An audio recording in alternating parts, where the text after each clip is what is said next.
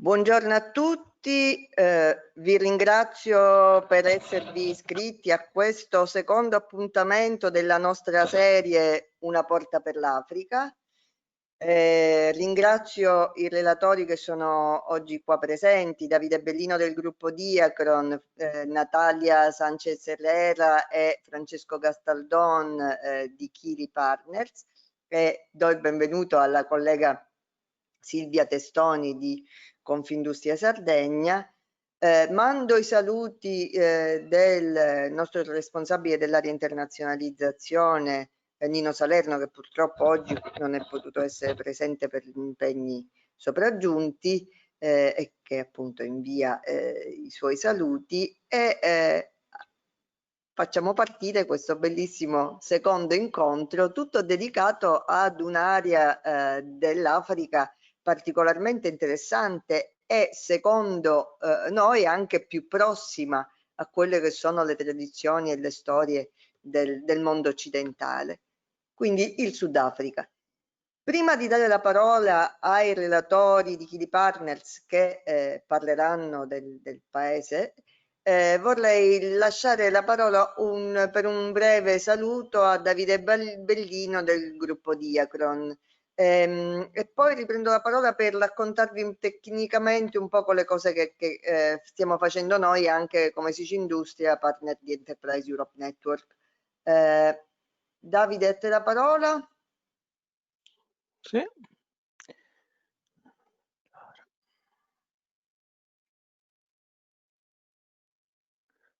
Eccoci. Quindi sì, buongiorno a tutti, grazie Giada per la presentazione. Ecco, io mi limito solo a ringraziare nuovamente Sicindustria insieme a Confindustria Sardegna e Toscana per promuovere questa serie di eventi dedicati all'Africa e ai mercati africani.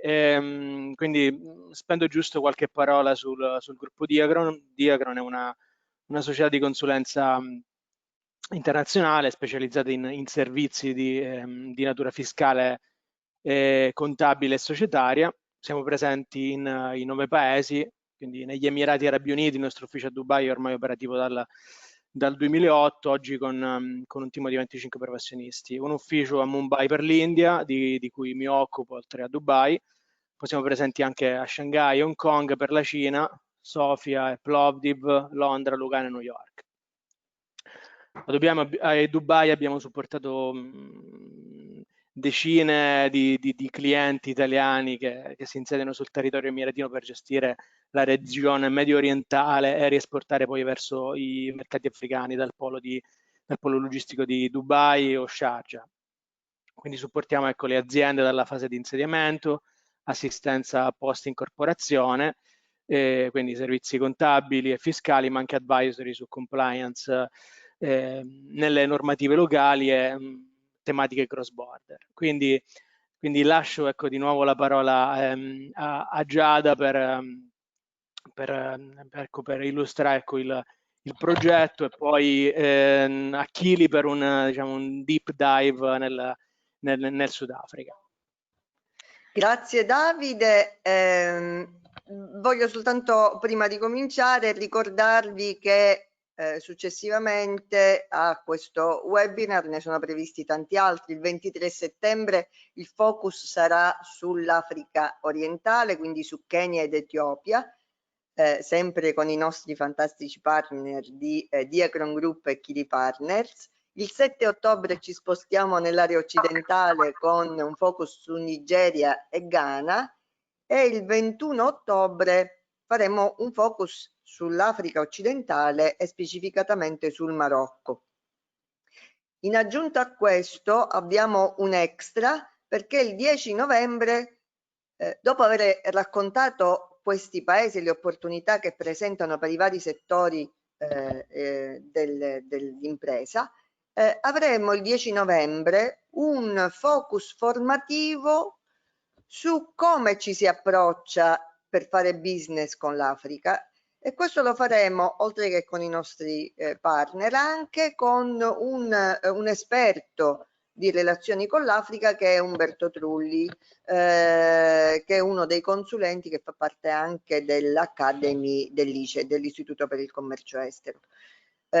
Vi invito a seguire anche tutte le nostre attività. Noi in questo momento stiamo realizzando un B2B virtuale con il Giappone, parliamo come Rete Enterprise Europe Network, non siamo presenti soltanto in Africa, siamo presenti in oltre 60 paesi del mondo e come rete organizziamo o coorganizziamo tantissime attività. Dicevo, adesso stiamo organizzando un B2B virtuale dedicato all'agroalimentare fra produttori siciliani e buyer giapponesi. Già ci sono ben 19 buyer, sapete quanto sia difficile trovare un buyer, giapponesi pronti a incontrare oltre 70 imprese che già si sono registrate. È possibile registrarsi entro il 14 settembre e poi seguite tutti gli eventi che noi organizziamo, li potete seguire dal nostro sito web sicindustria.eu o dalle nostre pagine sui social, su LinkedIn o su Facebook. E inoltre vi mandiamo regolarmente le newsletter. Per qualsiasi domanda ci siamo sempre noi a disposizione. Se avete domande invece durante questo evento, vi invito a farle attraverso l'apposita sezione nell'area destra del vostro dashboard e alla fine del webinar saremo tutti disponibilissimi a rispondervi. Oltre a questo vi ricordo che è possibile richiedere degli incontri one-to-one con gli esperti anche successivamente a questo webinar e questi incontri saranno appunto organizzati individualmente secondo una programmazione che faremo in seguito. Io mi fermo qui e lascio la parola a Francesco Gastaldon che apre il focus sul Sud Africa. Grazie Francesco. Grazie mille Giada, grazie a tutti. Qua. Eccoci. Perfetto, vedete lo schermo bene? Sì, perfetto. Sì, perfetto. Grazie mille Giada e grazie a tutti, benvenuti a tutti i partecipanti. Come diceva Giada, Kili Partners, parte del gruppo Diacron, è una società di advisory, consulenza che si occupa di assistenza alle aziende italiane, europee e di altri paesi del mondo per il business e lo sviluppo del business nei paesi dell'Africa subsahariana e anche del Nord Africa. Quindi quello che insomma ci interessa dire è che la nostra sede principale è a Città del Capo, in Sudafrica. Siamo una società sudafricana e quindi pur avendo poi uffici anche in altri paesi naturalmente. Quindi siamo molto contenti di poter parlare oggi del nostro paese. Quindi siamo convinti che possa essere per tutte le aziende italiane davvero un'ottima destinazione su cui concentrarsi. Molti di voi sicuramente hanno già avuto a che fare con il Sudafrica o comunque dal punto di vista commerciale, dal punto di vista di investimenti, dal punto di vista di rapporti in generale con il sistema produttivo ed economico sudafricano, oppure conoscono comunque il paese. Che ha fra l'altro una comunità italiana e di origine italiana ben nutrita.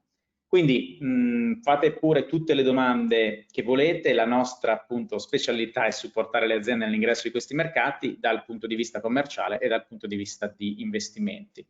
Noi faremo una carrellata sul paese che introdurrà in generale l'economia del Sudafrica, la situazione attuale e poi faremo un focus su vari settori che sono particolarmente interessanti. Settori che sono interessanti anche alla luce della situazione attuale, che naturalmente è una situazione un po' complessa, non solo in Sudafrica ma in tutto il mondo, con l'epidemia di coronavirus. Probabilmente avete letto, perché è stato anche riportato dalla stampa italiana, che il Sudafrica è uno dei paesi che ha avuto un numero molto elevato di contagi da coronavirus. Questo sicuramente è vero, ma va tenuto in considerazione il fatto che il Sudafrica sicuramente il paese più avanzato di tutto il continente e quindi rispetto ad altri paesi ha fatto veramente anche molti più test e ha divulgato in modo molto più trasparente tutta una serie di dati. Il governo ha anche fatto un lockdown molto severo e questo ha aiutato anche a tenere sotto controllo l'epidemia. Adesso il lockdown infatti è stato un po' allentato, ma la cosa interessante è appunto che vi spiegheremo anche di alcuni settori che nonostante la situazione difficile attuale rimangono comunque dei settori molto promettenti e molto interessanti. Allora, il Sudafrica è la seconda economia come prodotto interno lordo del continente africano, perché la prima a livello numerico è la Nigeria, ma è di gran lunga il paese più sviluppato dal punto di vista economico del continente. È più sviluppato dal punto di vista industriale, è più sviluppato come struttura produttiva, come struttura di consumo e come vedete ha avuto, nonostante insomma in questi anni la crescita sia stata più lenta di quella degli anni precedenti e di quella di altri paesi africani, una crescita positiva dell'ultimo decennio. Naturalmente quando vedete che la crescita del Sudafrica è più bassa rispetto a quella di altri paesi africani è perché si parte naturalmente da una base molto più grande e quindi naturalmente rispetto ad altri paesi che vedete come l'Etiopia, come la Tanzania, come la Costa d'Avorio, vedete il Ghana, vedete dei prodotti interni lordi che crescono del 7-8%, naturalmente è perché si parte da una base molto più bassa. È un paese che è vasto quasi 4 volte l'Italia con la popolazione dell'Italia, quindi questo è un elemento molto importante perché fa capire che ci sono molte aree del paese che sono disabitate o comunque con poca densità di popolazione. Questo è un elemento importante perché comunque la popolazione è anche concentrata in alcuni centri urbani molto importanti come Johannesburg, Cape Town, Durban e alcune altre città. Questo è come è andato il prodotto interno lordo del Sudafrica rispetto alla media dell'Africa subsahariana. Ovviamente il 2020, come vedete, purtroppo vede una flessione, ma come tutti i paesi. Naturalmente, essendo un'economia avanzata, il Sudafrica ha avuto una flessione anche un po' maggiore, avrà una flessione un po' maggiore di quella di altri paesi.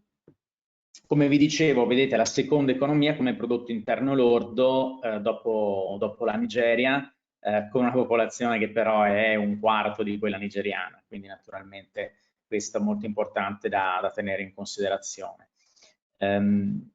Questo è un dato molto importante, come composto il prodotto interno lordo del Sudafrica, un po' per capire la situazione, e qui vediamo subito la grande differenza, vediamo che è un'economia assolutamente matura. Vedete che ha una incidenza di la fetta diciamo di torta blu di 82 miliardi di dollari, è fatta da finanza, real estate, servizi al business, che è ben il 22%, quindi un'economia di servizi assolutamente molto sviluppata, elemento estremamente importante. Fra l'altro il sistema finanziario anche del Sudafrica è molto ben regolato, rispetto naturalmente ad altri paesi africani. Le banche sudafricane sono anche presenti in altri paesi, così come in generale aziende di servizi sudafricane sono presenti in larga parte del continente. Vedete che comunque c'è una fetta importante, il 13,5%, che è dato comunque dal settore manifatturiero, quindi questo è molto importante, un'economia che ha sicuramente un ruolo industriale importante. E in verde vedete, che vale la pena ricordarlo, il mining, quindi l'industria estrattiva, l'industria mineraria, in cui il Sudafrica ha una grande potenza rispetto naturalmente a livello anche globale, nel senso che è uno dei più importanti produttori al mondo di oro, di platino, e quindi in particolare nella zona del Witwatersrand intorno a Johannesburg e a nord del paese, una cintura mineraria assolutamente molto importante. Come vi dicevo, i rapporti fra Italia e Sudafrica sono estremamente sviluppati, questo storicamente, anche appunto come vi dicevo per la comunità italiana che da sempre esiste in Sudafrica e perché naturalmente è il paese più avanzato del continente.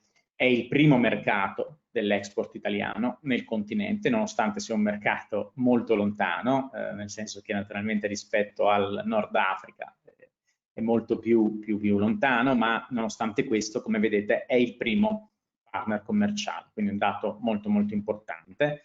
E le esportazioni in Sudafrica dall'Italia del 2019, questi sono i dati aggiornati appunto del 2019, sono state quasi 2 miliardi di euro, quindi 1.862 milioni di euro, che è veramente una cifra molto importante, principalmente meccanica, principalmente macchinari, lo vedremo fra un attimo, ma naturalmente ci sono moltissimi settori. Noi stessi seguiamo aziende, per esempio italiane, del settore food, del settore beni di consumo alimentari, che esportano molto in Sudafrica, eccetera, pur essendo sfidante, ma si riesce assolutamente a farlo, quindi anche per prodotti di questo tipo. Detto questo, i prodotti industriali naturalmente sono quelli che, come sempre, possono avere un interesse molto forte da parte di questi mercati.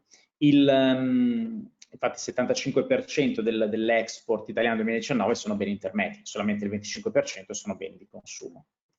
Come è andato l'export italiano verso il Sudafrica negli ultimi anni? Come vedete il trend complessivo è molto interessante, assolutamente di crescita. Che cosa viene esportato dall'Italia verso il Sudafrica? Cosa importa il Sudafrica dall'Italia? Come vedete in blu è tutto il settore meccanico e dei macchinari, quindi vedete pompe, macchinari per l'imbottigliamento, valvole, excavation machinery, quindi macchinari per le miniere, materiali elettrici, vedete assolutamente il settore refrigerazione in generale, tutto il comparto della refrigerazione, e quindi vedete molto importante. C'è una esportazione di petrolio e prodotti petroliferi da parte dell'Italia, interessante anche il settore farmaceutico, vedete, interessante, e poi anche, vedete, beni di consumo, per esempio in giallo, alimentari e altri, ma come vedete la parte più grossa è assolutamente quella dei beni meccanici. Quindi un po' per ricapitolare, prima di addentrarsi nell'analisi dei settori, perché il Sudafrica è interessante? Perché è interessante per voi? Perché è interessante per le aziende italiane e per le aziende in generale straniere? Perché guardare al Sudafrica? Come vi dicevo, è l'economia assolutamente più industrializzata del continente africano, ed è anche una porta per l'Africa, cioè il Sudafrica è un hub per operare sicuramente in Africa meridionale, quindi nella parte meridionale del continente, quella che si chiama Southern Africa Development Community, quindi Namibia, Zambia, Botswana, Mozambico, Angola, Zimbabwe e così via, ma anche in tutto il resto del continente. Una cosa molto importante, scusatemi, non vi ho detto prima sui rapporti bilaterali, ma ve la dico adesso, l'Italia ha un accordo di libero scambio con il Sudafrica, o meglio, ce l'ha tutta l'Unione Europea. E quindi questo dà un grandissimo vantaggio competitivo rispetto ai prodotti di altri mercati extraeuropei. Quindi questo è un elemento assolutamente fondamentale da tenere in considerazione. Le esportazioni sono estremamente agevoli. Molti di voi probabilmente in altri paesi avranno visto che ci sono tutta una serie di barriere tariffarie con i dazi e non tariffarie, quindi certificazioni, registrazioni e pre-shipment inspections con SGS, Intertech, Bureau Veritas e tutti i vari enti di certificazione. Ecco, col Sudafrica non c'è nulla di tutto questo. In alcuni settori naturalmente bisogna rispettare tutta una serie provvedere a tutta una serie di cose, ma dal punto di vista dell'export compliance è veramente molto semplice esportare verso il Sudafrica dall'Italia, quindi questo è un elemento assolutamente fondamentale. C'è, come vi dicevo, una grandissima presenza di risorse naturali, molto molto interessante. Tra l'altro, quando parliamo di risorse naturali, e ne parleremo dopo, ne parlerà la nostra managing partner Natalia Sanchez, che in questo momento fra l'altro parlerà a Cape Town.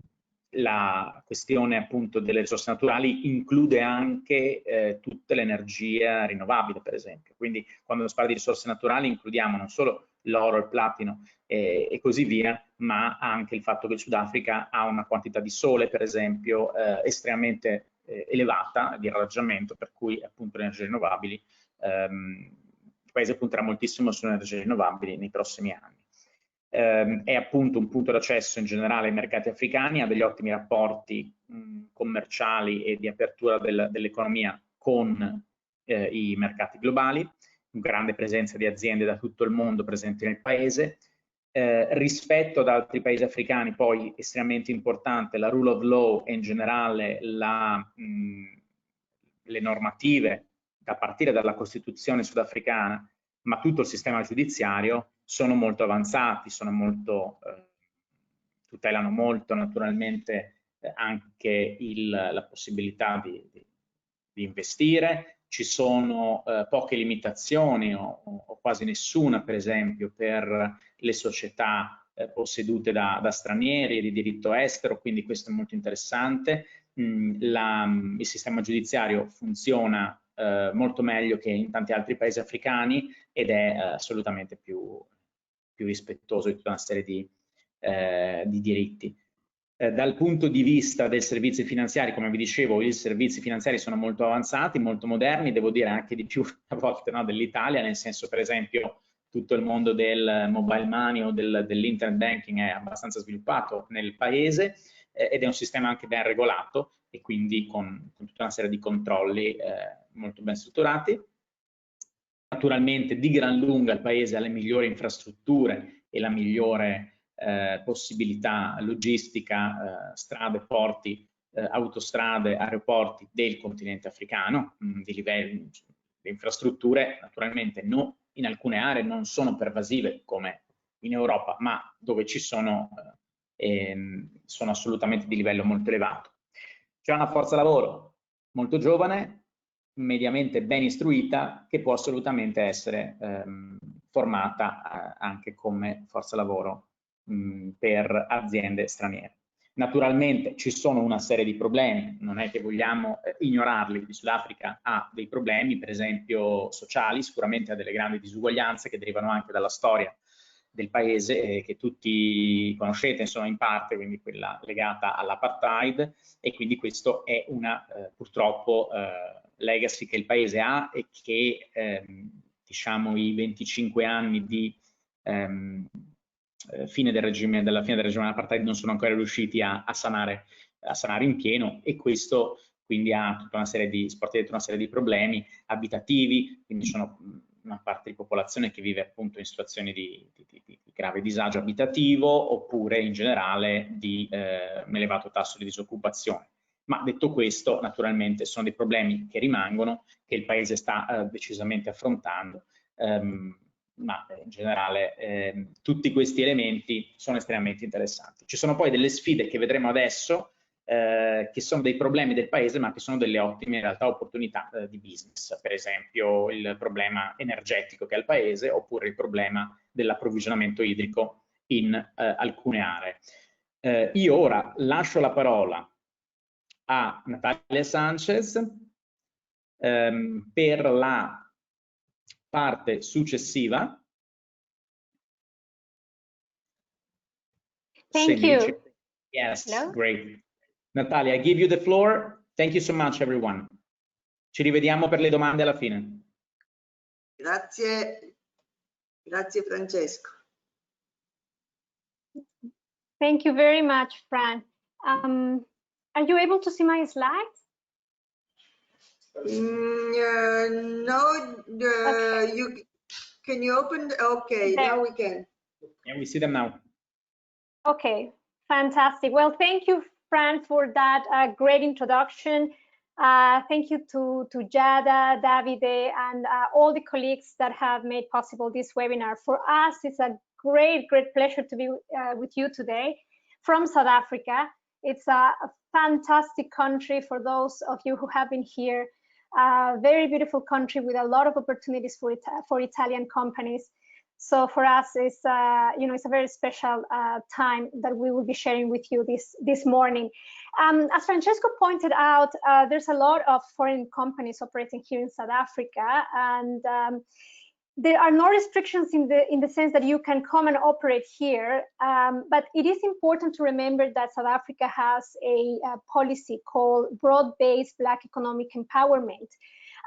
which means, and that is in place so that previously disadvantaged sectors of the population have a more important role in the economy. So companies are ranked, they have a system of points and giving different levels to companies according to how they meet these requirements. So Black ownership, Black management, Black suppliers, also the development and training of people. So there's a whole list of requirements that one needs to comply to have a certain score. If one wants to do business with the government, one should have some of the highest scores. And then companies, of course, they want to deal with other companies that have higher scores, because that will affect at the same time their own score when it comes to suppliers. So it sounds complicated, but it is actually, you know, quite straightforward. But it is important to know this, because when you come to South Africa, you have to make sure that you comply with this, so that you have a good ranking and you are able to do business with government and other companies, or that if you find a local distributor or representative agent here in South Africa, it is highly recommended that they have a good ranking and good score, because that means that they will be getting business from the government and other companies. They will be in the list of, so to say, preferred suppliers. So that as a note, I'm going to switch off my camera because I want to have stable connection for the presentation. But we will start. Oh, can you see the presentation? There you go. Okay, great. We're going to start with the green economy. The green economy is really a priority sector for South Africa. And as you know, the world over, we are all hoping and looking forward to a green recovery. Countries all over the world, you know, trying to invest billions and trillions of dollars in a green recovery. For South Africa, the green economy has been a priority for many years. South Africa has set the goals of reducing greenhouse gas emissions by 42% by 2025 and diversifying its electricity production away from coal by 2050. So currently a lot of the electricity in South Africa is from coal, because South Africa has one of the largest coal reserves. But you know, with COVID and the economy stagnating, the government is considering selling a green infrastructure bond worth billions of rands, and this is part of really one of the biggest drive ever to kickstart private investment in projects. And this green bond is only one of the several mechanisms and options that the country is exploring to raise finance for projects worth as much as $86 billion over the next decade. So $86 billion over the next decade that will go to railways, ports, energy, ICT, so information, telecommunications technology, water and sanitation, and housing. So practically South Africa also has had a great experience with the World Cup back in 2010, where it had a lot of infrastructure development that helped the economy to revitalize. And so they want to do the same, and they are looking for this finance. Great news last week, FirstRand, which is one of South Africa's biggest banks, secured already 225 million to finance green projects in South Africa.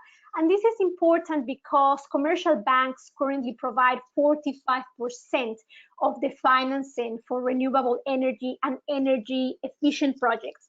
So if you and your companies are in the green economy, you have technology, know-how, expertise for the green economy, this is definitely something interesting for you. So we're going to focus a little bit on the Western Cape, because the Western Cape is the province in South Africa with the strongest focus on the green economy. As you can see in this slide, you can see the relative size of South Africa, the Western Cape, and the Cape Town economies related to other African markets. So South Africa, as you can see, second market in Africa, and the Western Cape as an economy comes only after Tanzania, and is bigger than the economy of Tunisia, Ivory Coast, DRC, Cameroon. The economy of the city of Cape Town is bigger than the economy of Uganda. So this to give you an idea of the powerhouse that the Western Cape is.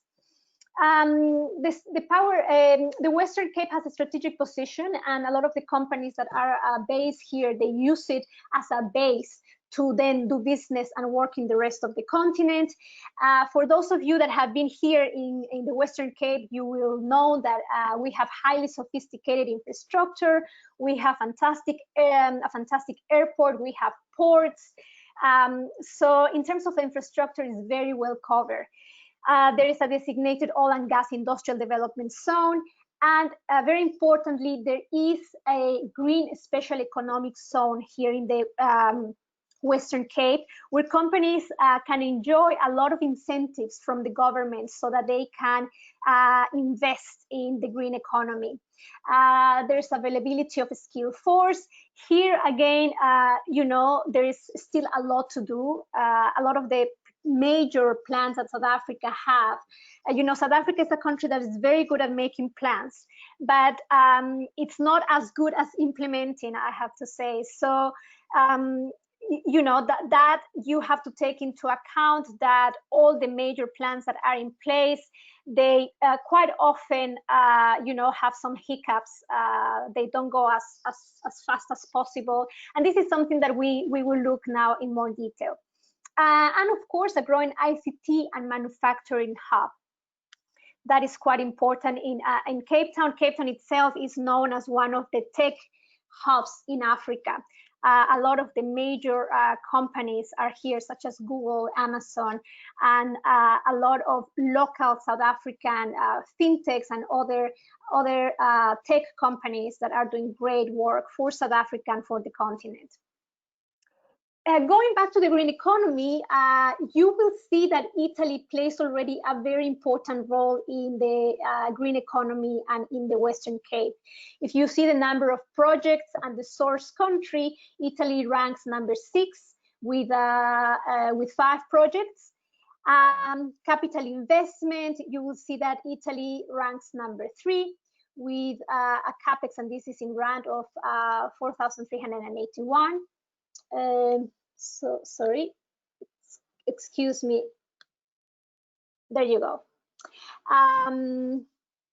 You can see as well that Italy has quite, you know, it's quite an important investor in the Western Cape. Enel Green Power, number 1 as a source of investment in the Western Cape in the green economy, and this is in renewable energy.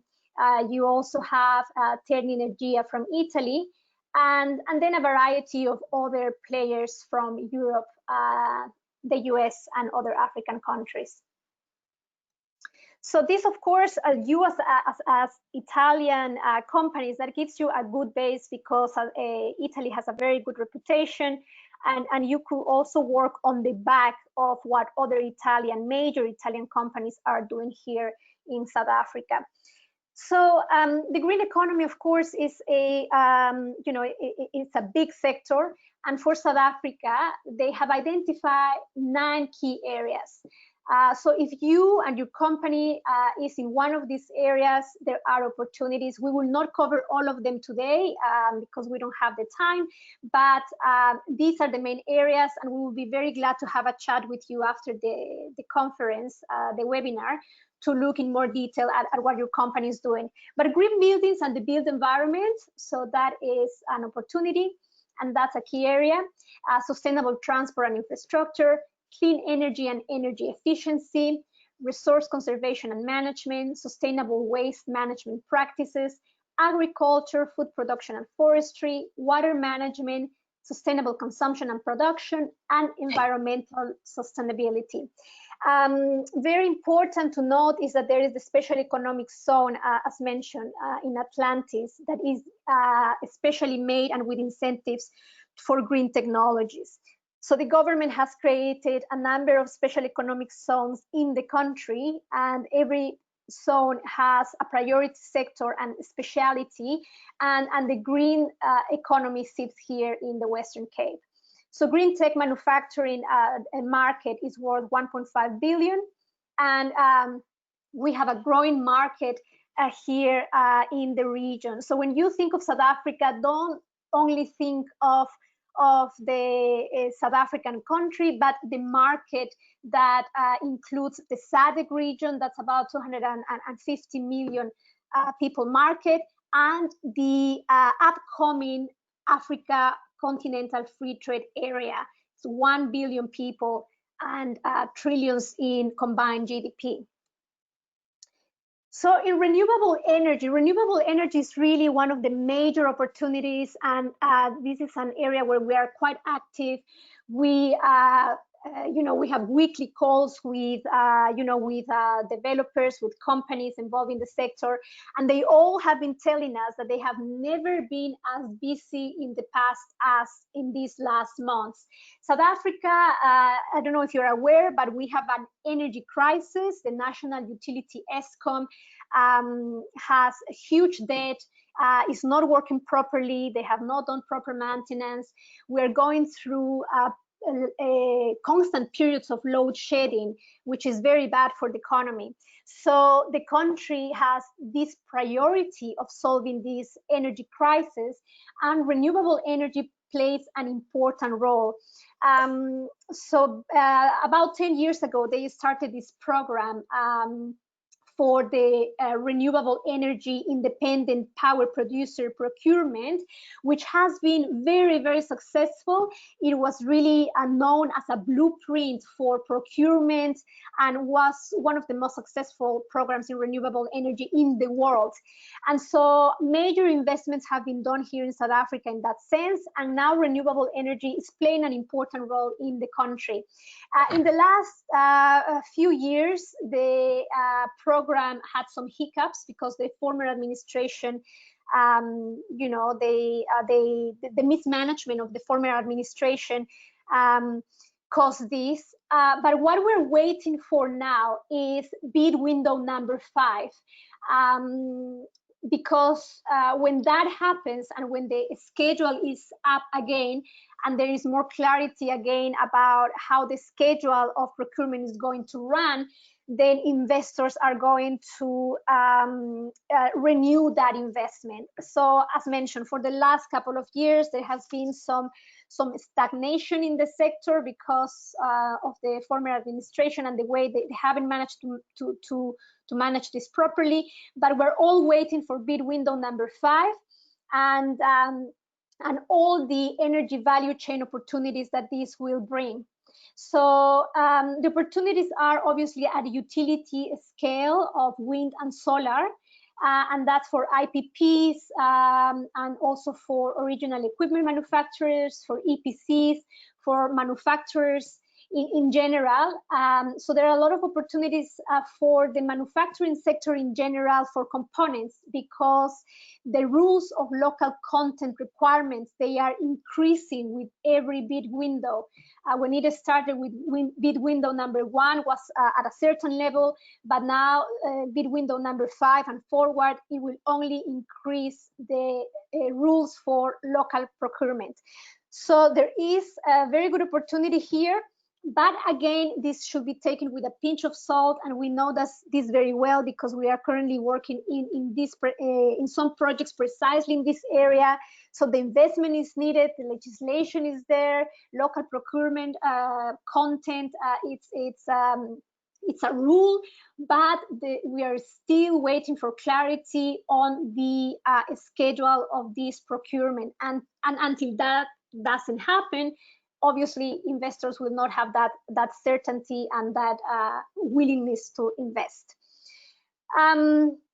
There's also opportunity for utility scale batteries deployment. That's something that has been increasing with every year. You know, the discourse of how can batteries can be used. And then major opportunity as well now that municipalities can explore the option to procure from the IPPs, because until now ESCOM has been a monopoly.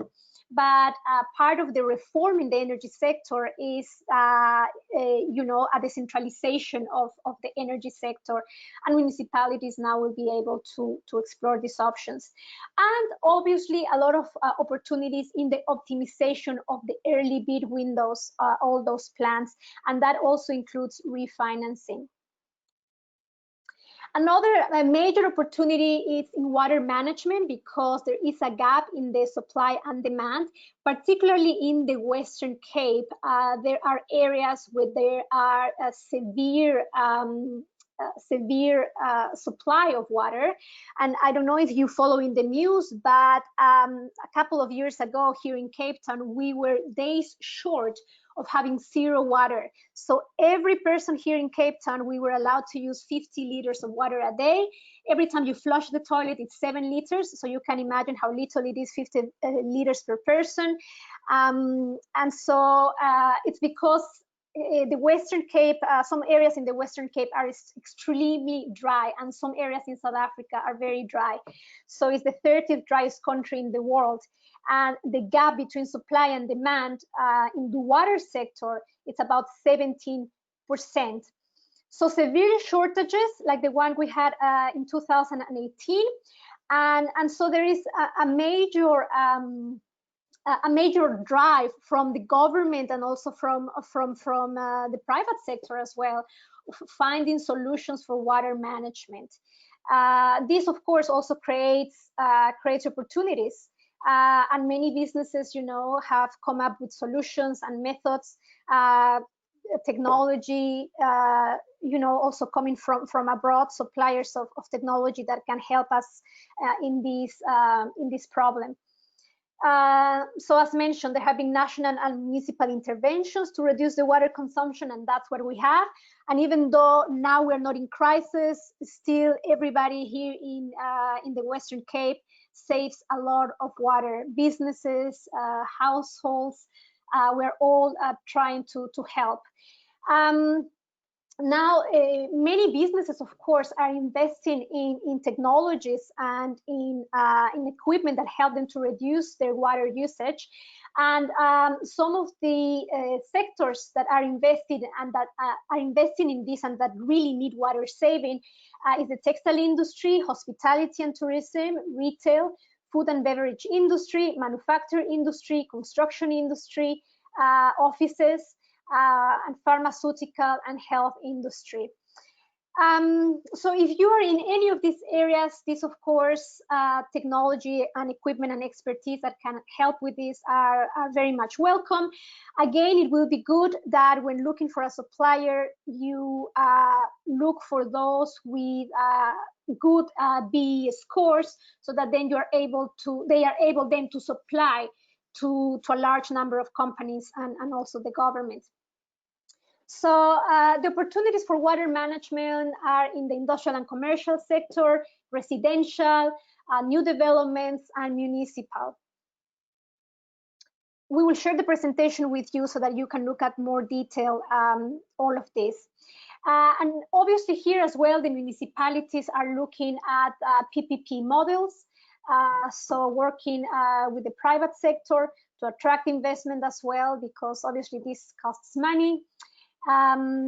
Sorry, this is for waste management, but it's the same for the water management.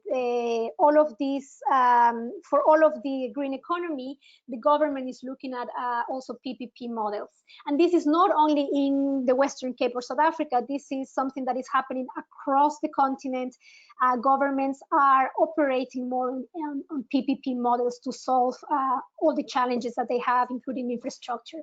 So the recycling market in South Africa is not really a country that recycles in households. So the market has a huge potential.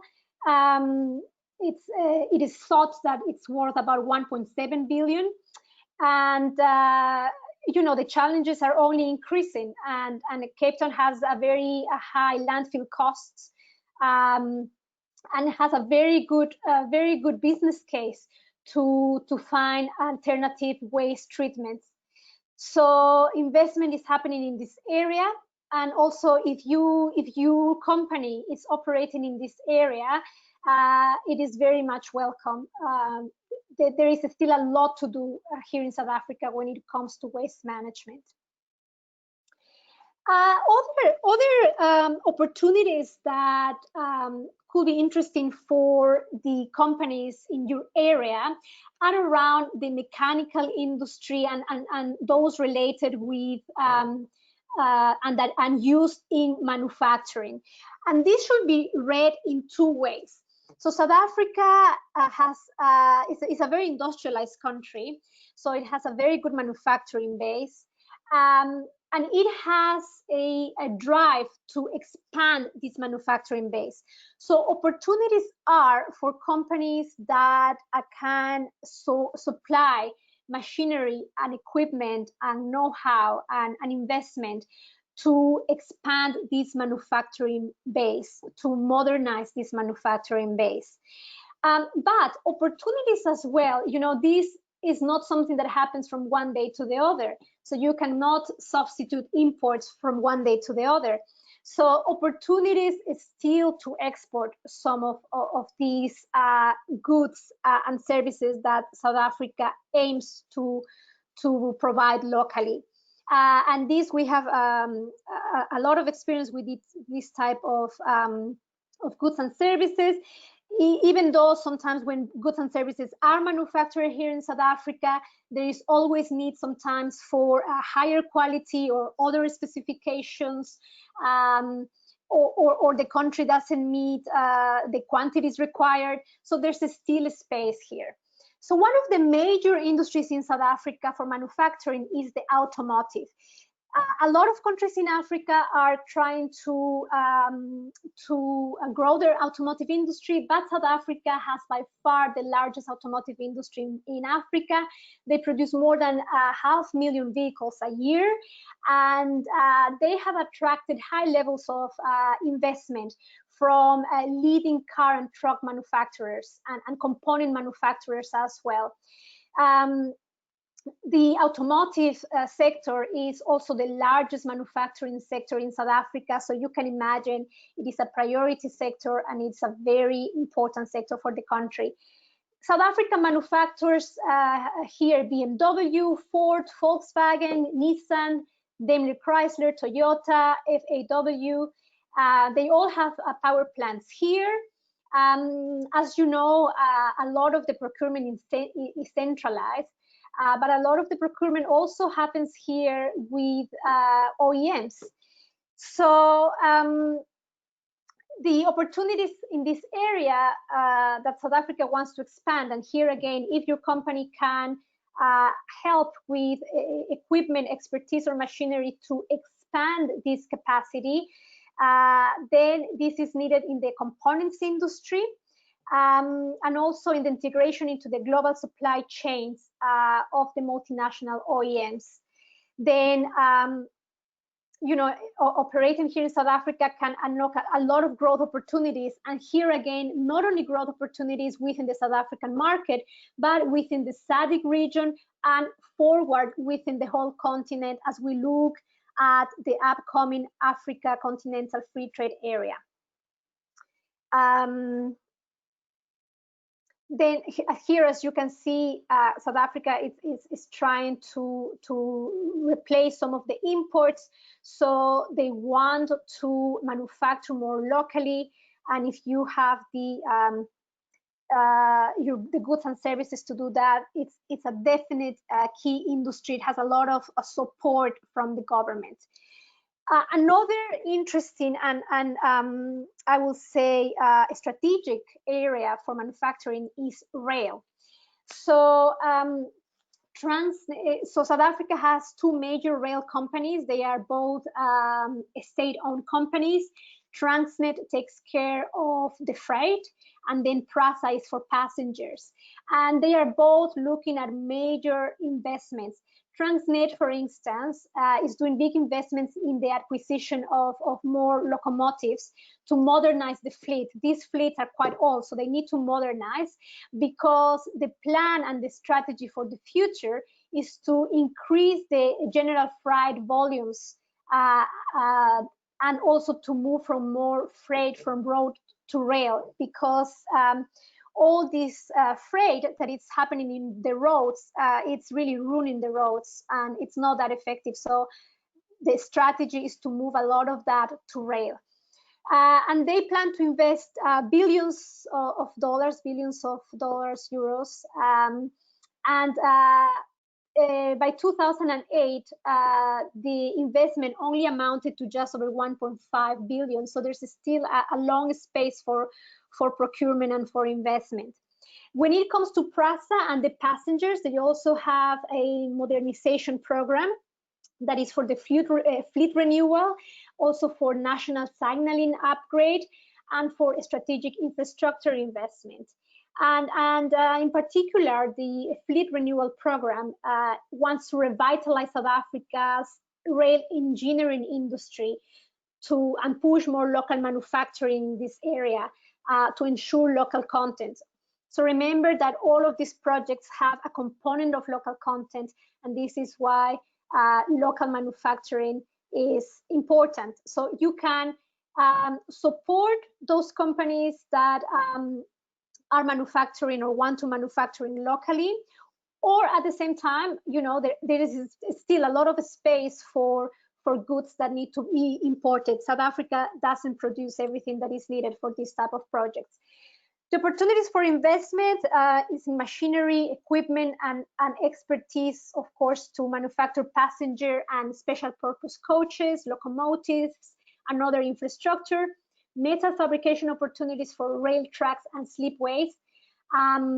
Then, of course, the locomotives and components, electrical cables, and overhead transmission lines and pylons. These are some of the opportunities. I mean, if you are in, if your company does something different, we can look at that with more detail. Metal fabrication, very key as well for South Africa with such an important industrial base. So South Africa has a diversified metal production industry, and it's mainly used for the construction sector, or it has a strong link with the construction sector. So and you have other sectors that will ensure that this manufacturing subsector keeps on moving, and that is the domestic automotive value chain. Then you have, of course, government infrastructure development and capital expenditure programs. Then you have the country's localization strategy. So all of these really provide a base of growth for metal fabrication. There has been some stagnation in the subsectors of casting, tooling, and foundries. So if you're in these sectors, you know, the country is still trying to reverse this. So the imports are important. Otherwise, if your company has machinery and equipment to help the local manufacturers reverse this problem, then also very useful. So the opportunities are to support the fabrication of water distribution and treatment, including pumps, valves, meters, mining, construction equipment, including automation, fuel cells, and original construction equipment as well, scrap metal recycling, including e-waste, and downstream manufacture of metal blanks and motor vehicle bodies. So here again, you must read this in two ways. The country wants to move and push the manufacturing sector, so support is needed for this. And while this is done, they cannot do everything, and not until tomorrow. So there's still a space for imports. Other interesting manufacturing sectors, and with a very strong support from the government, which has protected this industry from cheap products from Asia, is the leather, footwear, clothing, and textile and furniture sector. The leather sector is very much included in the automotive value chain, and the big automotive industry has really sustained the demand for the industrial textiles and the leather goods. Footwear, over the past 5 years, footwear manufacturing has grown at an average of 10% a year. So they are localizing millions of pairs of shoes and boots, and they are increasing the numbers of factories operating here. So, you know, and I'm mentioning these sectors in particular because Italy is really excellent when it comes to leather, footwear, clothing and textile and furniture. Clothing and textile as well, there is a lot of potential for retail sector import replacement and to fill the manufacturing capacity gaps. If we look at subsectors, there are opportunities in cotton spinning, weft knitting, dyeing and finishing, and of course retail. And furniture, another area of excellence of Italian companies, and we do a lot of work with the Italian companies in furniture. There are opportunities to develop niche products for the high income markets, mass production of durable goods for the low income market, and also for school and office furniture market. So here again, you can, you know, in some areas, if it's not, if it doesn't have extreme rules of localization when talking about, let's say, government procurement, then you can, if it's for the private sector, you can export goods here, or you can export equipment or machinery that help the local industry to modernize and to increase their efficiency and their capacity. And moving to agro-food, which is another area of excellence of Italian companies, and it's a industry in which we as a company work a lot. We have helped dozens of Italian companies enter very successfully the South African market, and we are very happy because we can enjoy that delicious food ourselves here in South Africa. So this is an area where we have a lot of expertise. And, you know, South Africa really has the most modern and diverse agro-processing sector in South Africa. So a lot of production happens in South Africa, whether it is local companies or multinationals. Local production and very good local production happens here, and is also exported into the continent. And everything happens from the farm production to also downstream wholesale production, then through retail and the final products. So it's very, the whole value chain, it's very advanced and it works very well.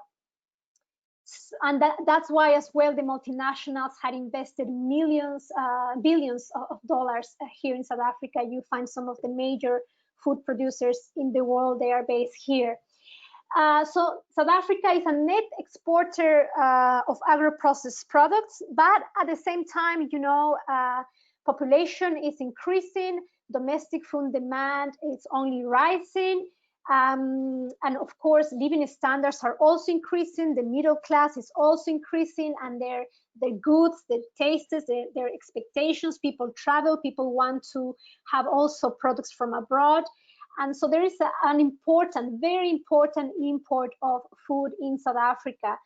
You can find some of the major Italian brands here, and also more niche Italian brands and brands from many countries in the world. So there are great opportunities here. What is important to note here is that it's good to work with experienced distributors and distributors as well that are very willing to develop your brand here and your product. But, you know, they don't want only to be seen as buyers. They want to be partners with companies in growing their brands here. So it is important as well that you are ready to make some sort of investment, whether that is marketing, whether that is free stock, whether that is some discounts to help the company. They are looking more for partners rather than just sellers.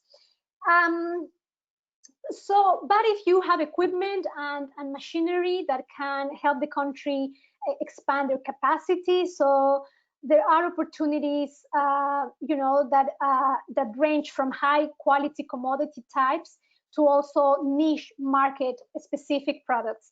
And opportunities are also for both food-based products and also non-food-based products.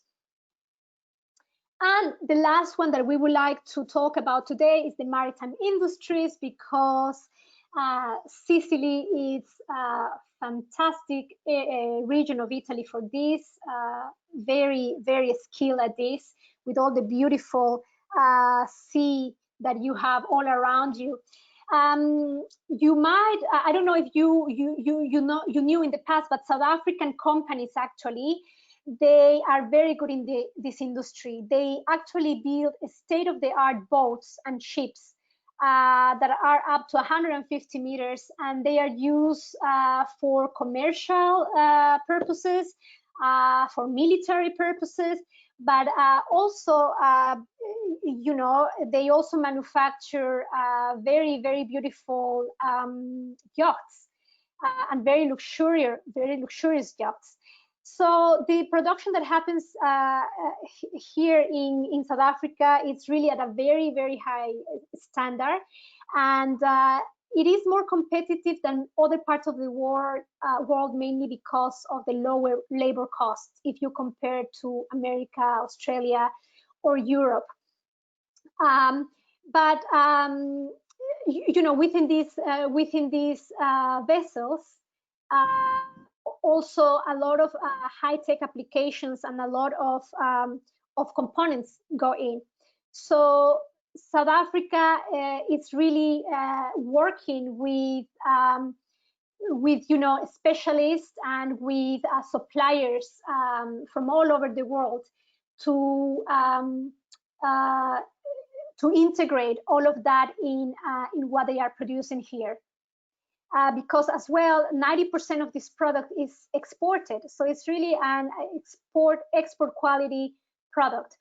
So if you have equipment, expertise, components for this industry, they are very much welcome. There are a variety of local distributors, very well established and knowledgeable.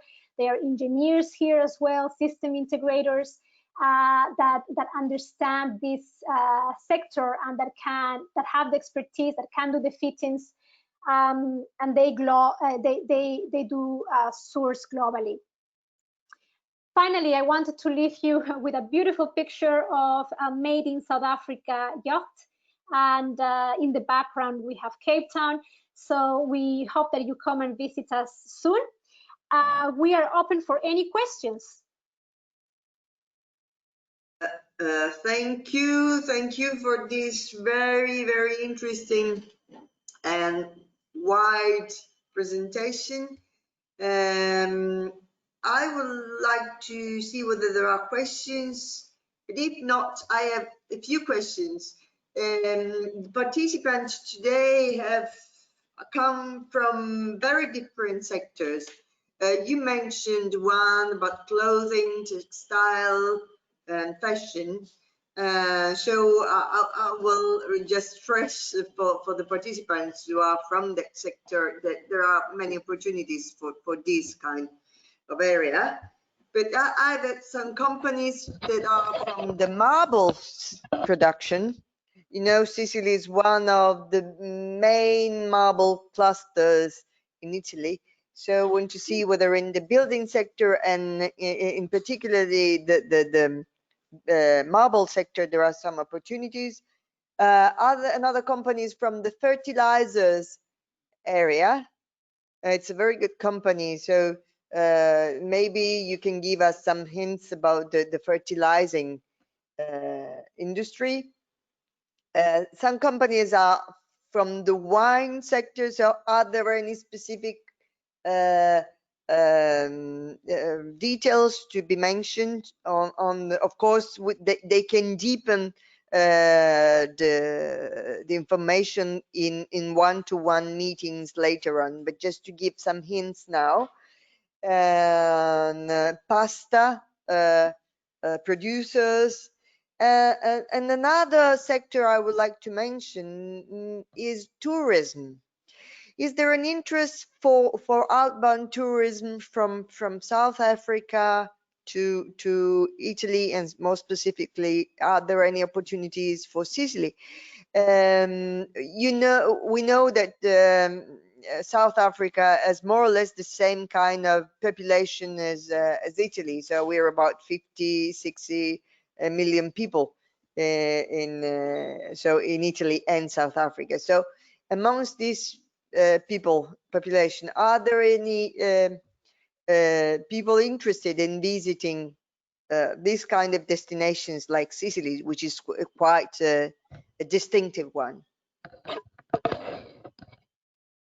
Great, Jada. Thank you very much for your questions. Let me see if I remember them one by one.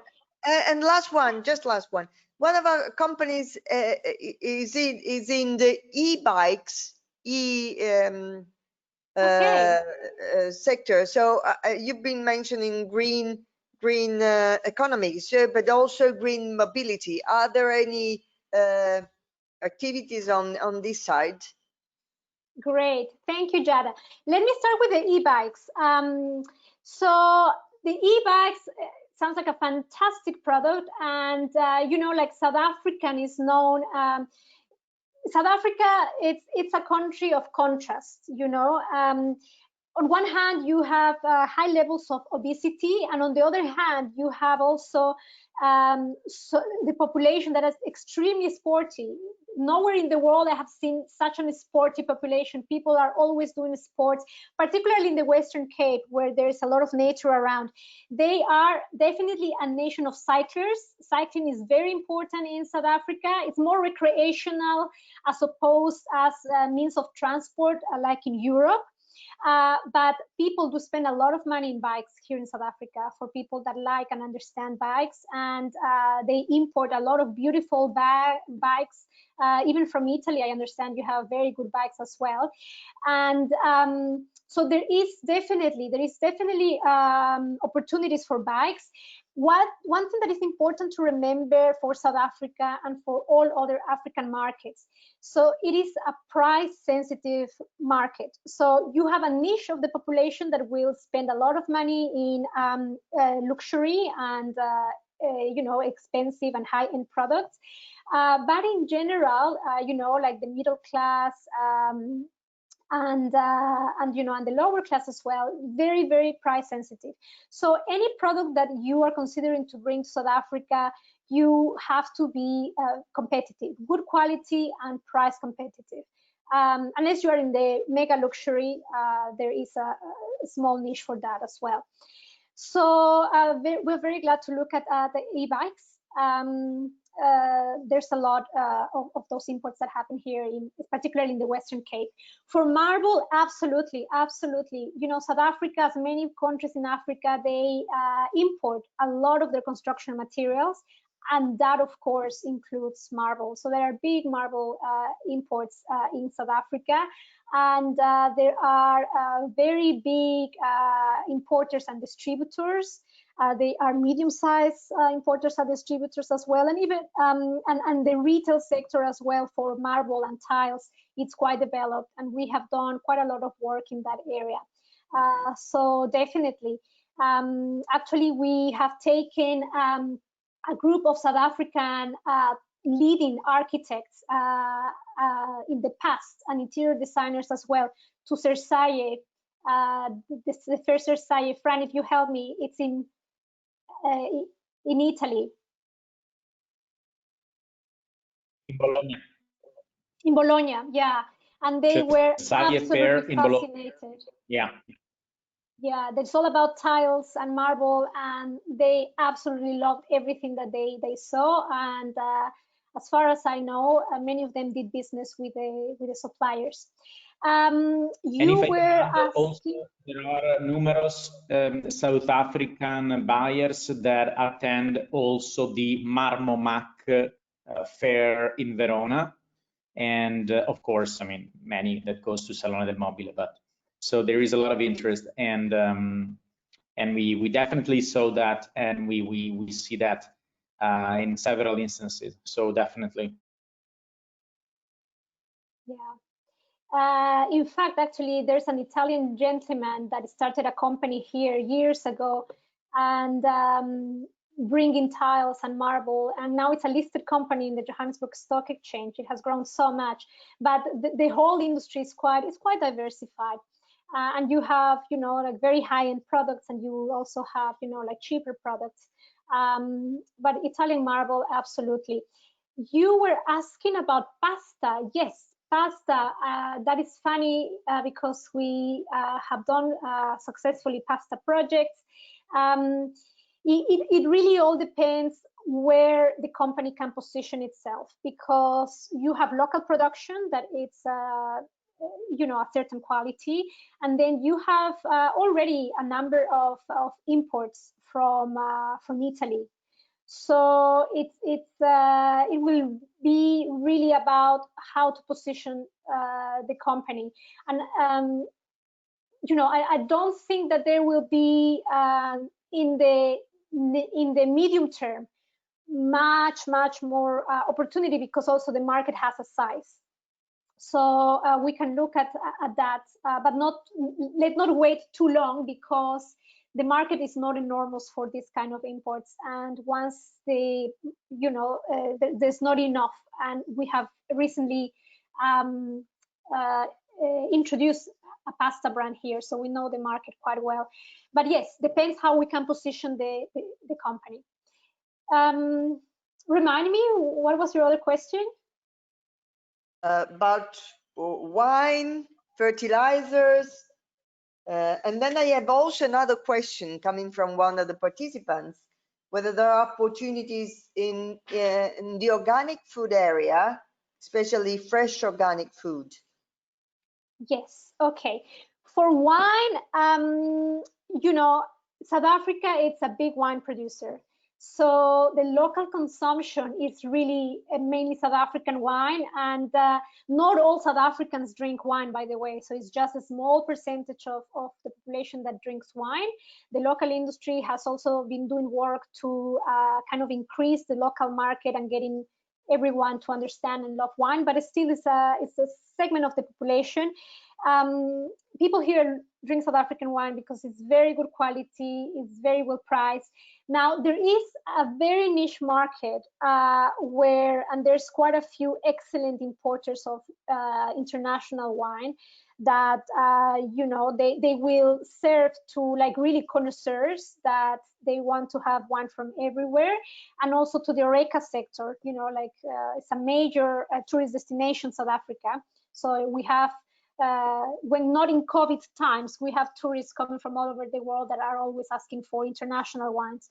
So there is a small niche and there is a small opportunity. The market is not huge, but if the wine is of excellent quality and if the price is it's right, then there could be opportunities. But as I said, like it's not like the whole market because South Africans prefer to drink the South African wine. Although I have to say, South African wine is delicious, but I also like Italian wine. It's amazing. So you always have people like me. Normal.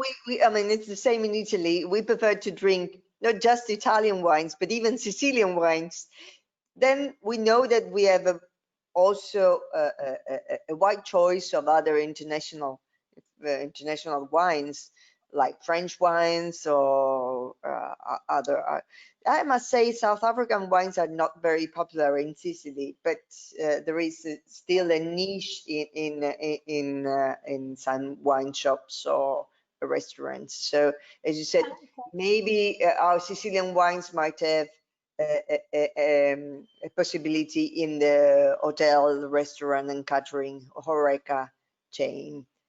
Absolutely. So the you know, the volumes will not be high, but there's definitely an opportunity depending on the type of wine and also the price always. Yeah.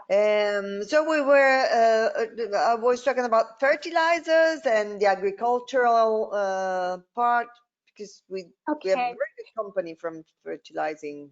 Fantastic. It would be great to, you know, look at the company in more detail.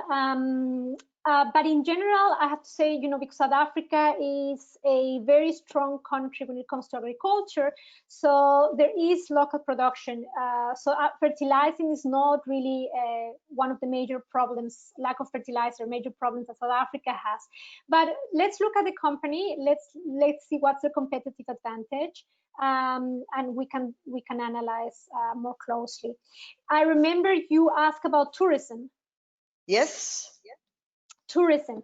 So tourism, absolutely, yeah. Italy, I mean, like, it's one of those destinations where everybody wants to go and dreams of going, and it's a major destination for South Africa. And I have to say also, your government does a great job here. The ambassador, the consuls, whether it is in Johannesburg or in Cape Town, they are very active at promoting the country. In Johannesburg and in Cape Town, we have a few times per year Italian events, and a lot of South Africans come. There is Italian food and Italian wine and music, and so Italians love Italy, and I think that many of them, it's one of the dream destinations. So it would be perhaps we could look at doing some work in this regard to any project that you have in mind in particular. But I can tell you that you're in a very strong position in regards to the country. So let's wait for COVID to pass, and I'm sure that you will have lots of South Africans visiting. I know that that's been one of the critical points for South Africa, because you base also very much on airplanes and so and this question, I had this question from one of the participants about organic food and fresh organic food. Yes, organic food, yeah, absolutely. So organic food and fresh organic food, it's a sector of growth here. It's absolutely so. As Francesco was explaining, South Africa is a very unequal society. So there is part of the population that that struggle a lot, and that's perhaps the majority of the population. And then you have the high middle class and upwards that live very well, and the organic food and health oriented food has seen a tremendous increase in the last years. So you have specialized retailers that deal with healthy and organic food. You have also local production of brands that are always coming to the market. You have imported brands as well. So it's not a type of a category that will move massive volumes. It still remains a sort of niche, but it is growing. It is highly appreciated. And people here in South Africa, a good percentage of the population are very health conscious, because that same percentage as well is very sporty, very very health conscious. So yes, then again, it all comes down to the competitiveness. How competitive the company can be, the quality and the price, because remember, we also have some local production. È arrivata un'altra domanda, mi chiedono, intanto ringraziano per la partecipazione, stanno apprezzando molto questo nostro incontro di oggi. So thanks, they're all appreciating this event, and they're asking whether you can send us a list of major exhibitions in South Africa related to the agricultural sector. Yes, absolutely, we can do that. Absolutely. Okay. And here as well, remember, I mentioned it a couple of times already, but remember that if you are able to operate in South Africa, you can also, depending on with who you work, as a local partner, distributor, importer, agent, depending on your business model. If the company is strong, many of the strong companies also have presence in other parts of the continent. So if you go to Namibia, if you go to Botswana, Mozambique, Zambia, Zimbabwe, you will find a lot of products that are coming from South Africa, so that are coming from here to there, and that's also you know, so if you are able to work with a strong local partner here, you can also reach other markets in the region. Thank you, Natalia. I have a question. This is more general, because they would like to know something about the political stability of the country in this moment. Yes. Well, so South Africa, it's politically stable in the sense that the president is not going anywhere. And we do have the best person that we can hope for. But you know, politics, they are complicated, and there is a lot of you know, a person cannot govern on their own. There is a lot of infighting in the ANC, in the ruling party, and so reforms that need to be taken, and perhaps also a very decisive action sometimes is lacking, and that shows in many areas. One of them, for instance, is the Renewable Energy program. We should have had the bid window number 5 years ago, and we are still waiting.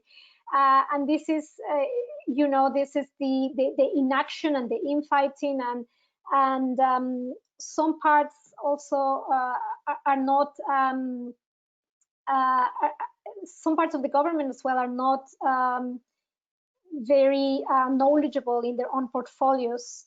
So we have problems, but you know. Yeah, I mean, I must say, well, it's not that different from Italy at the moment. Exactly. Who doesn't? You know, I read the news, and it's a little bit of a chaos everywhere sometimes. But yeah, so that to tell you, as Francesco was saying very rightly, I mean, South Africa is a fantastic investment destination. It's a fantastic place to live in, a fantastic country to do business with. But of course, it doesn't come without its problems. So it is important that when you, you know, when you do business in the country, that you know, that you also have the right expectations. What about bureaucracy? Is it very heavy like Italy, or is it lighter? You know, it depends. There are things that are done very quickly. Well, nothing is like Italy, Giada, of course. So the question, no, if you want to hear something funny, every time we sign a contract, of course, we sign a contract as a South African company, and all the Italian companies that we sign a contract with, or a non-disclosing agreement, etc., they ask to return the contract signed and stamped.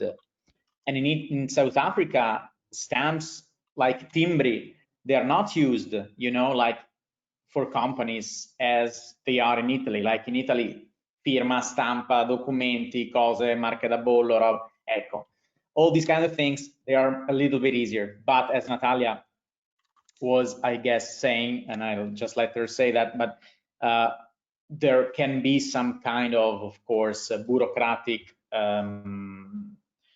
issues and bottlenecks because, of course, the private sector is very dynamic, but when it comes to the public sector, of course, there can be a little bit of issues, especially if you have to deal with the revenue service, to the administration in general, you know, the public administration. But for companies that are used to deal with the Italian public sector or bureaucratic system, there's nothing new, nothing worse than that, honestly.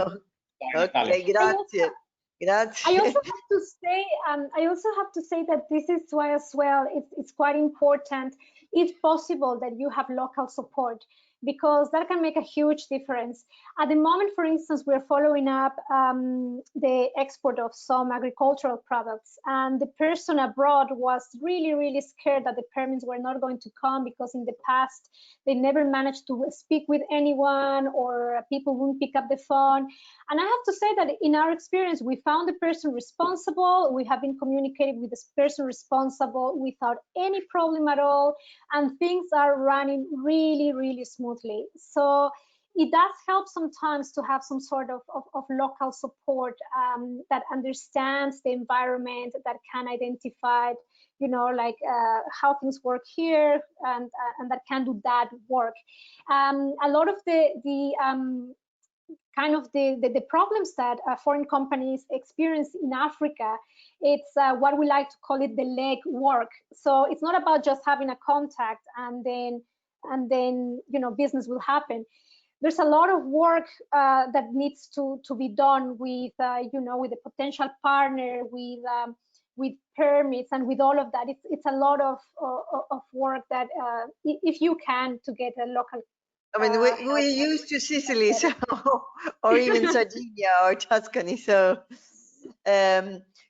some of the participants wrote me that they will, if possible, they will be there at the end of the year in South Africa. Okay, so maybe fantastic. You can organize a meeting on those while they're there. Another question. Pleasure. What about ICT for new software technologies? Yes, so ICT, it's really a very important area here in South Africa. You know, South Africa is quite a sophisticated country when it comes to tech. Just to give you an example, I have a bank account in a major international bank in Europe, and I have a bank account here. The international bank in Europe wanted me to go to the embassy to sign papers and to do things just to have a transfer. My bank account here, I can do absolutely everything from my phone, even pay my bills, pay my taxes, pay everything. So South Africa is very sophisticated in this sense, very advanced. And also the industry is also open to collaboration. We have been in projects where, you know, like collaboration happens between South Africa and companies that are elsewhere in the world, because a lot of very exciting things are happening in many other parts of the world. And this is the kind of one sector where like things can happen virtual, you know. You don't need to bring massive machinery or equipment unless it's a data center. But a lot of collaborations are possible in this area, absolutely. South Africa as well, it's a home of, it's a technology hub in Africa. So we have South Africa in the southern of Africa, we have Nigeria in the west and Kenya in the east that are major technology hubs in the continent. So a lot of local companies are coming up with great solutions for local problems. And that is for e-health, e-agriculture, fintech, you name it. And so here again, if you see some of many of these companies, they are collaborations with some of international providers that are or in South Africa already or also abroad. Thank you, Natalia. I even think of MTN, for example. I mean, which is also a local provider, for example. Yes, absolutely. You might know them from Iran, right? Yeah, I mean, it used to have many projects in the Middle East as well. Now they are refocusing, as I understand, back to the African markets. But again, just to reply, Francesco, I mean, in Dubai, for example, you have contracts simply signed with a stamp on the signature, out of the signature. So I mean, so dealing with all of this, you know, I can get, you know, no, but the stamp has to be on the signature. No, we don't need a stamp. They just mentioned like, there is no stamp, so no other issues that might be existing. So. And I have another question, still from the e-bike company. and as they are very interested, they are getting more and more interested in the South African markets, and they would like to know more about the street regulations and all the features that vehicles need to have to circulate. So maybe we can organize another one-to-one meeting with this company in a way that you can deepen the matter, because they also are mentioning sharing and rent e-bike project, or with e-scooters, e-bikes and e-scooters. And they have the participation of 6 municipalities in the area of Iseo Lake. So maybe they could propose something similar in South Africa. Yeah, we can definitely look at that. We can organize with this company a one-to-one meeting, and so you can deepen Giada, infatti assolutamente, lo ripetiamo, come hai già detto tu, per tutte le aziende interessate noi siamo assolutamente con il supporto di Sicindustria, naturalmente, Confindustria Sardegna e Sicindustria, disponibilissimi a parlare uno a uno con le aziende interessate a analizzare il loro potenziale progetto la loro idea di sviluppo in Sudafrica, capire anche, insomma, se c'è lo spazio per fare questo, quindi fare anche una sorta di sistema semaforo, no? Quindi semaforo rosso, no, è impossibile, oppure semaforo verde, sì, c'è molto potenziale, semaforo giallo, sì, ma bisogna capire alcune cose, no? Cercare di capire un pochino com'è la situazione, diciamo, dell'azienda rispetto al paese, cioè facciamo molto volentieri queste sessioni, per cui tutti quelli che sono interessati molto volentieri.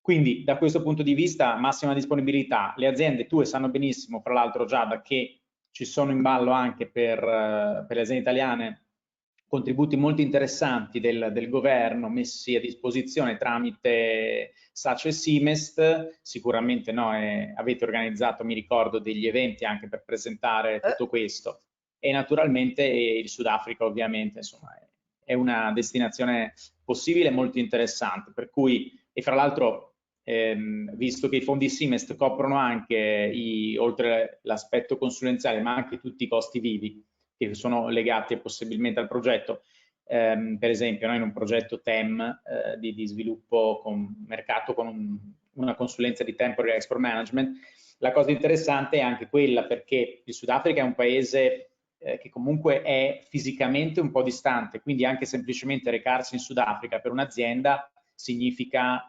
dedicare un volo aereo che dura una decina di ore. Adesso fortunatamente dopo molti anni all'Italia aveva riaperto il Milano-Johannesburg, quindi c'è il Roma-Johannesburg, quindi c'è anche questa possibilità con l'Italia, ma in ogni caso poter mettere dentro anche costi vivi, per esempio programmando una serie di viaggi in Sudafrica che possono essere coperti dai fondi Simest, è molto interessante, perché anche quella è una cifra non indifferente. E allo stesso modo, quando ci si reca in Sudafrica, ci sono poi magari spostamenti interni, ci sono magari poi doversi muovere anche con aerei internamente, e così via. Quindi secondo noi, ecco, molte aziende, devo dire, che noi seguiamo, stanno utilizzando questi fondi, per cui molto volentieri possiamo elaborare per le aziende interessate anche un piccolo ripasso, Francesco, perché con i fondi Simest si possono fare soprattutto adesso, con praticamente a zero impatto,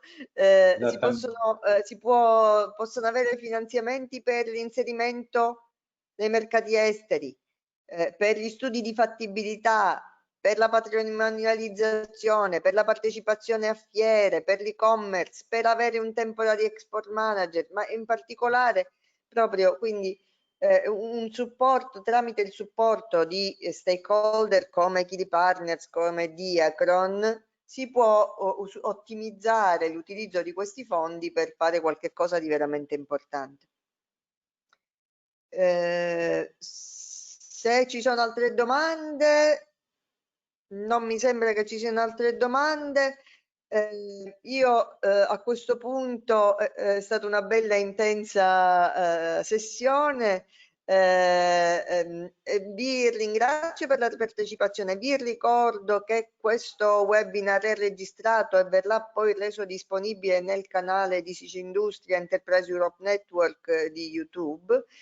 Vi invieremo le slide che sono della presentazione di oggi e vi invieremo, per chi fosse interessato agli incontri one-to-one successivi da programmare, con Kili Partners o con Diacron Group, vi invieremo il form di pre-check in modo da poter preparare i nostri partner all'incontro. Io vi ringrazio e vi invito a partecipare al prossimo nostro incontro, che sarà dedicato all'Est Africa, quindi con un focus su qualcuno ha un cosa aperto, con un focus su